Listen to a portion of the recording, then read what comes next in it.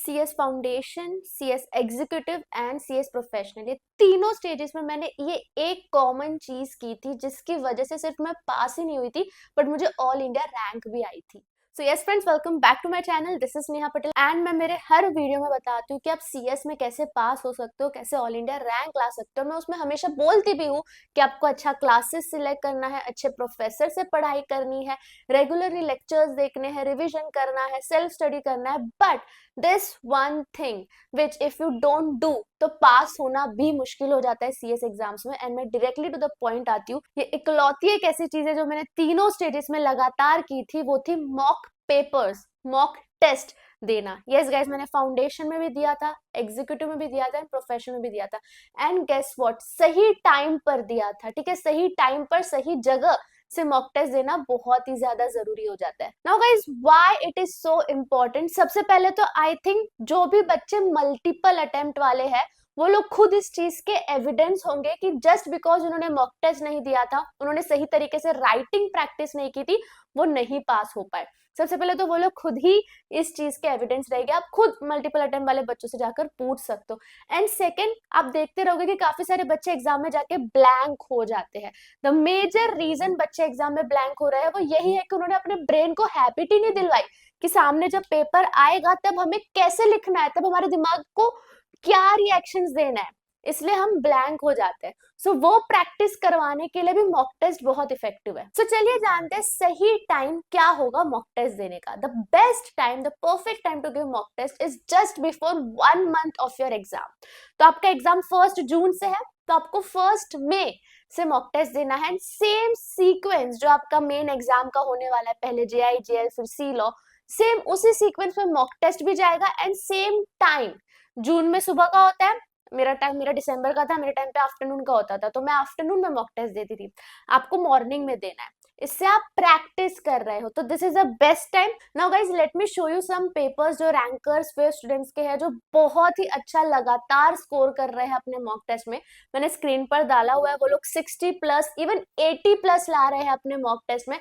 And all this is because वो लोग कुछ चीजें फॉलो कर रहे हैं। वो क्या कुछ चीजें हैं वो मैं अभी आपको बताती हूँ। राइटिंग टिप्स मैं आपको अभी देती हूँ ताकि आप भी अपने मॉक टेस्ट में अच्छा परफॉर्म कर पाओ, और सिर्फ मॉक टेस्ट में नहीं, अपने मेन एग्जाम में भी। सबसे पहला and the most important thing जो इन सब बच्चों में कॉमन थी जो अच्छा स्कोर कर रहे हैं, वो ये थी कि उन्होंने 15 मिनट्स जो स्टार्टिंग में मिलते हैं, लाइक मॉक पेपर में भी आपको 15 मिनट देना है पहले, वो बहुत ही वाइजली और अच्छे तरीके से उन्होंने यूज किया।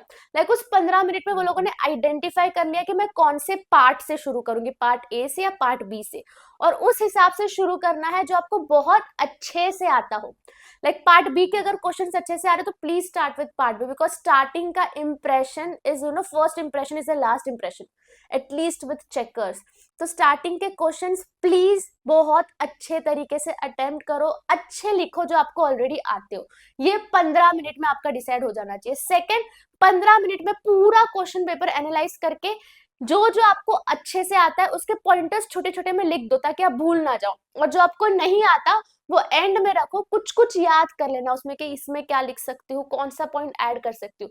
ये सारी चीजें 15 मिनट्स के अंदर आपको करना है ताकि आपको एक ब्लूप्रिंट मिल जाएगा एग्जाम लिखने से पहले ही कि मुझे कहाँ से शुरू करना है और क्या क्या पॉइंट लिखना है। ऑल्सो गाइज, ये जो भी बच्चे हैं वो सब रैंकर्स वेव के बच्चे हैं। मुझे ऐसा लगता है ये लोग अपनी मेहनत से इतना अच्छा स्कोर किए हैं, प्लस रैंकर्स वेव का सपोर्ट हमेशा इनके साथ रहा है। आप जब भी रैंकर्स वेव का मॉक टेस्ट लोगे, आपको सिर्फ एक टेस्ट सीरीज प्लेटफॉर्म नहीं मिलेगा, यहाँ पे आपको 24/7 डाउट सॉल्विंग सपोर्ट मिलेगा। आपको कुछ भी डाउट हो आप हमारे डाउट सॉल्विंग टीम से पूछ सकते हो, वो कॉम्प्लीमेंट्री होता है।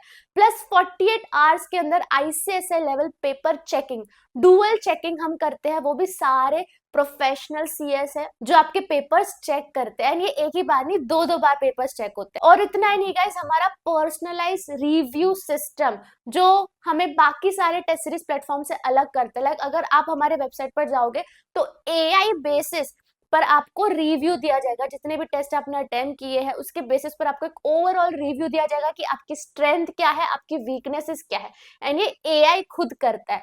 प्लस चेकर भी आपको पर्सनलाइज रिव्यू देता है। एंड इतना ही नहीं, वी आर वेरी ट्रांसपेरेंट। अगर किसी बच्चे को कभी चेकर से बात करनी हो तो हम डायरेक्ट कॉन्टेक्ट शेयर करके उनका बात भी करवा देते हैं, ताकि वो डायरेक्टली अपने चेकर से बात कर सके।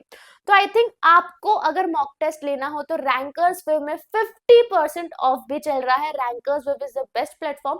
स्पेशल 50 कूपन कोड यूज करो और जल्दी से 50% ऑफ लेकर के रैंकर्स वेब में आ जाओ। एक और कॉमन चीज जो हमने, ये जो बच्चे लिख रहे हैं पेपर्स, उसमें ये देखा कि वो लोग बहुत अच्छे तरीके से, प्रेजेंटेशन उनका बहुत अच्छा था। कंटेंट तो नो डाउट अच्छा होना ही चाहिए, like that is a primary thing, वो तो आपको अच्छा होना ही चाहिए। बट प्रेजेंटेशन, लाइक अगर कोई केस स्टडी टाइप क्वेश्चन आए तो पहले प्रोविजन, फिर फैक्ट, फिर कंक्लूजन। एंड लेंथ भी उनकी बहुत अच्छी थी, लाइक चलेगा थोड़ा सा लेंथ कम रखो बट गलत कुछ मत लिखो, ना गलत सेक्शन लिखो, ना गलत पैराग्राफ लिखो। अगर गलत लिखोगे तो उधर इंप्रेशन आपका खत्म हो जाता है। तो कम लिखो बट गलत मत लिखो। एंड जो भी लिखो सब रिस्पॉन्सिबिलिटी के साथ लिखो कि हाँ ये जो मैं लिख रहा हूँ सही लिख रहा हूँ, ऐसे कुछ उल्टा पुल्टा लिख के नहीं आना है। लैंग्वेज एकदम सही रखनी है, नॉर्मल प्लेन इंग्लिश भी नहीं लिखना है, थोड़ी सी लीगल लैंग्वेज होनी चाहिए। ये सारी चीजें जो बच्चों को अच्छा स्कोर आ रहा है वो लोग कर रहे हैं। वो लोग लेंथ अच्छा रख रहे हैं, सब कुछ सही लिख रहे हैं, कंटेंट अच्छा लिख रहे हैं, प्रेजेंटेशन अच्छा कर रहे हैं, अंडरलाइनिंग कर रहे हैं, कैंसिलेशन ज्यादा नहीं है। So yes guys, this was the secret tool which I think, जिसकी वजह से मेरे को ऑल इंडिया रैंक तीनों स्टेजेस में आई है। बिकॉज ये एक ऐसी कॉमन चीज है जो मैंने तीनों स्टेजेस में की है, वो भी जस्ट 1 मंथ बिफोर एग्जाम। तो मुझे लगता है ये जो बच्चा मॉक टेस्ट देगा पक्का पक्का पास तो हो ही जाएगा। सो जल्दी से आ जाओ रैंकर्स वे में। बाकी हम मिलते हैं दूसरे वीडियो में। Bye bye guys, best of luck.